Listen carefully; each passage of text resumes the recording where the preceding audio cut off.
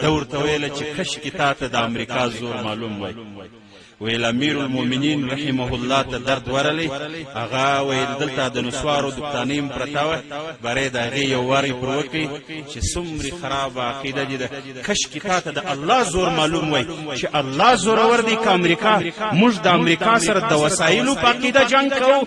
زموږ چې کوم جنګونه ګټلي دي، زموږ اسلافو ګټلي دي، موږ ته چې کوم تاریخ د سیرت طیبه په مخ کې پروت دی، دا موږ د اسلحو په زور ګټلي دي که دا موږ د ایمان په زور ګټلي دي؟ هغه خلک چې پر باطني قوت باندې عقیده نه لري، هغه خلک چې معنویاتو ته عقیده نه لري، هغه ظاهري اسبابو ته ډېر اعتبار ورکوي چې امریکا خو دومرې زورور دی، دا د 14,000 فوټه سلوړ دا پر مځکه باندې 2 انچه شی ویني، 3 انچه شی ویني. اوس خو هغه قوت معلوم شو 2 انچه شان ویني. هغه قوت اوس چیرې دی؟ خپله په دې باندې اقرار کوي چې د افغانستان پر مځکه باندې په سل کې 55% د طالب او د مجاهد واکمني ده. نن هغه 14,000 فوټه والا چې په فضا کې د مځکې پر مخ انچونه شان لیدل، هغه نن چیرې دي؟ هغه پرمختللي وسایل یې چیرې دي؟ پرمختللي وسایل یې شته، هغه یې استعمال کړه، د بمونو مور و پلار یې استعمال کړه، کلسټر بمونه یې استعمال کړه، کیمیاوي مواد یې استعمال کړه، 52 ډوله یې استعمال کړل، قسمه قسم اسلحې و تیاری و اسباب استعمال کړه. لیکن چا چې معنویات قوي و، د چا چې باطن قوي و او پر الله یې بروسه وه، پر الله یې عقیده وه چې دا جنگ د الله دپاره دی. موږ خو د پلار دپاره جنگ نه کوو، لله الحمد، د قوم دپاره یې نه کوو، د ژبې دپاره یې نه کوو، د یو شخص دپاره به یې نه کوو چې دا به قمندانۍ ته، مشرتوب ته، امارت ته، ولایت ته رسوو.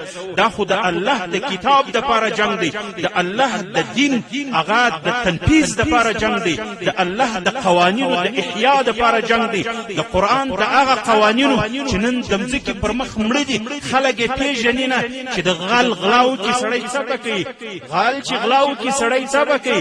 خلک اوس په دې نه دي خبر چې څه کوي، زناکاره چې زناو کې خلک څه کوي، اوس په دې خلک نه دي خبر، خلک دعاوې ورته کوي، وایي خدای دې سم کړي، دی هم په دا مردار مرض اخته دی.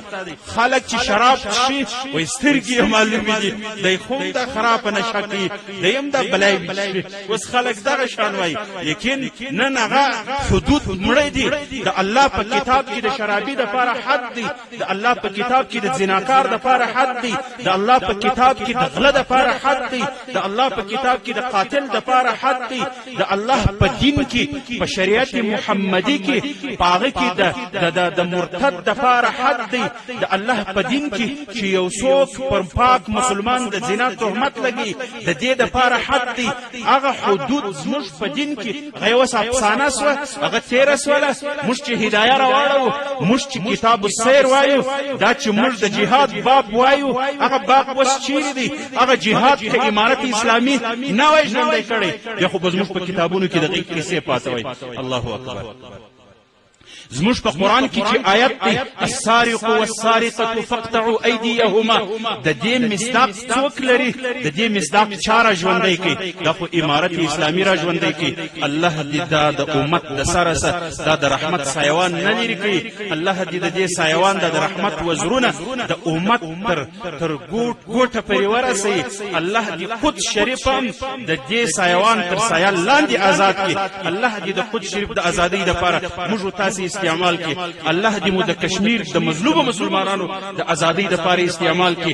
دا د امت د ازادۍ منار د امارت، دا د امت د ازادۍ خیمه ده. په امت کې غم ځپلې د کفر د ظلمونو وهلې هغه دلته راځي پناه باخي.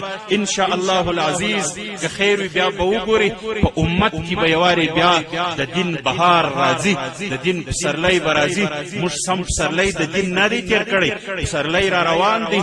د الله نبی وایي چې دا دین به در هغه وخته ورک نه سي تر څو چې د مځکې پر مخ باندې هرې خیمې و هرې جوګۍ و جنګړې و دروازې ته ونه رسېږي. نو د الله د نبي به یا مقصود هغه خلیج وي، عرب به جزیره عرب به هلته خو تقریبا ورسېدی. او که د الله د نبي مقصود علم و علم ته خو نه دی رسېدلی. وختونه پاته دي ان شاء الله العزیز. بیا به د دې جهاد په برکت بیا به ان شاء الله العزیز د دې شرعي قوانینو د احیا او د تنفيذ د برکته بیا پر عالم باندې یواري راسور کو او دا شرعي نظام به ژوندۍ کو. نو ما در ویل چې دا خو د غسي اوازې ګرځېدلې وي افسانې ګرځېدلې وي. موږ خپل باب لرو په دین کې. دا کم حدود چې ما درته یاد کړه زموږ په دین کې شپږ ډالوي حدود. د دې حدودو هغه احیا د چا سره ده تنفيذ د چا سره دی دا رحم او دا احسان چا کوي په امت باندې چې یواري دا بیا ژوندۍ کړه کني چا خو نه پیژني. الجهاد موبایل سنټر جنگل بازار مسؤول رول صبغت الله او د یو چا په وسه د چې حدود جاری کی به امارت اسلامي څوک یې نشي جاری کوي. اقوام متحده خوا بدی بشري حقوق والا خوا بدی مدني حقوق والا خوا بدی. بل ورځ ته په یو کنج کې ګوره چی ګوره زوړ دغه پورته کړو پر رادیو باندې رادیو ډیر اورم پر ژغېدل شویلوا یو محکمه سویل یو شزه په بورکه کې ښکارا کوي در ځنګنونو پرې په خاور کې یا درنامو پرې الته بند کړي ده او خلک د الله اکبر ناری پر کې په ډبرو یې سنساري. نو خو هغه زنا کړي او د زنا درجم حکم دی د چې سنگسار سي د قرآن دی د زموږ د دین ساده نن اقوام متحده په دې خوا بدی خلک دا کوي سي هیڅوک دا نشي کولای څوک د غل لاس نشي پرې کوي.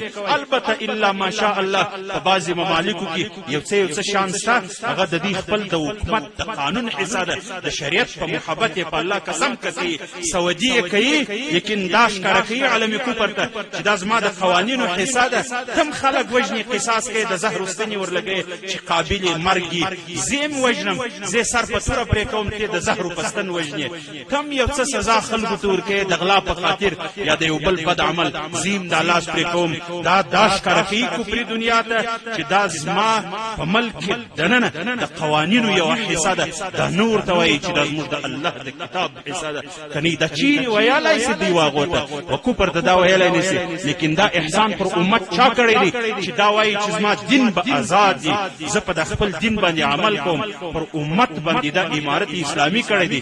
ګوري دا امارت اسلامي موږ داسې نو کو پرز چې دا فقط په طالبانو جماعت دی دا د امارت اسلامي د طالبانو دی او په طالبانو کې د افغانانو دی دا د ټول امت سره شریک دی.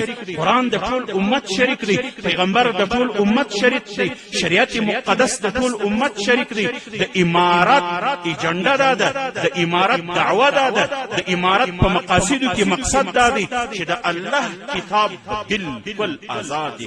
د الله په کتاب به موږ داسې عمل لرو لکه چې د ابوبکر په خلافت کې ور باندې سوی دی د عمر په خلافت کې ور باندې سوی دی د عثمان په خلافت کې ور باندې سوی دی د علي په خلافت کې ور باندې سوی دی رضی الله تعالی عنهم اجمعین.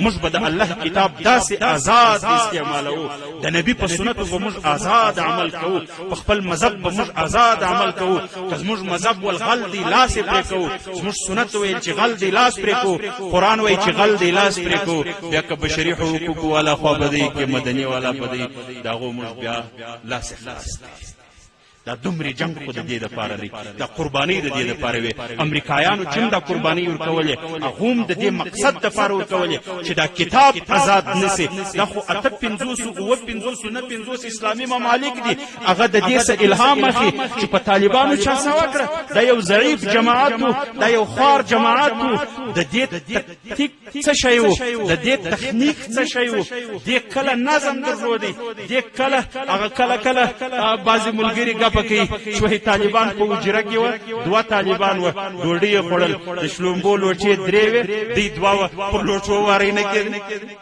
دا د دې د انتظامیه څخه خلک غا پور باندې کوي.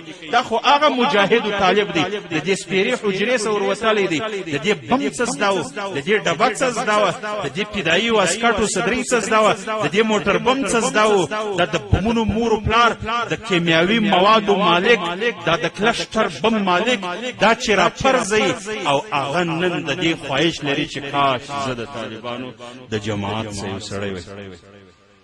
سو مرمخ کې د امارت په یو مجله کې هغه یو خبر رااله ویل چې په امریکا کې یو د دې ځای په ژبه ریټیر فوجي چې په افغانستان په ژبه تقاعد ورته وایي هغه یو تقاعد سوی فوجي یو ریټیر فوجي جنرال دی د امریکایانو هغه سره یو خبريال یو نیوز یو د ریډیو ټي وي څه شي یو هغه څوک مرکه ور سره کوي خبري ور سره کوي چې څه ارمان دې پاتې دی افغانستان ته ولاړې جنګ دې وکړې او ستا په قومنداني او مشرتوب کې ته خو یو فوجي جنرال وې څه دې وکړه څنګه دې وکړه اوس دې کوم ارمان پاتې دی